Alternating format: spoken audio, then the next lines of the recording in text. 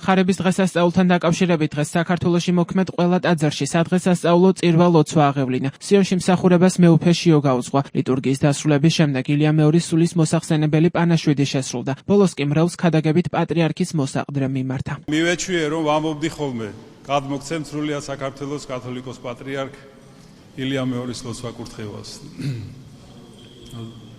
ართულია ამის გარეშე ქადაგებით მოგმართოთ. დღეს ღვთისმშობლის გამო ხარობს ყოველი ქმნილება, არა მხოლოდ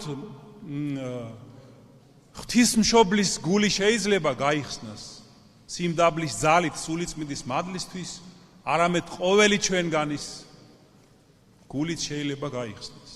ეს მოიტანა უფალმა ჩვენმა იესო ქრისტემ, ეს მოიტანა ამ ხარებამ. დღეს ამიტომ ჩვენ განსაკუთრებული მოწიწებით, სიყვარულით ვუმზერთ ჩვენი მოდგმის დიდებას და სიქადულს ყოვლადწმინდა ღვთისმშობელს. მუდამ ვადიდოთ იგი, მადლობდეთ მას და ვევედროთ იყოს ჩვენი მეოხი და შუამავალი, შუამდგომელი ჩვენი და მოგმადლოს ჩვენ ისეთივე სიმდაბლე, წმენა, მინდობა უფალზე და სიყვარული, რაც არის მხოლოდ და მხოლოდ გზა ჩვენი სულის გადარჩენისა.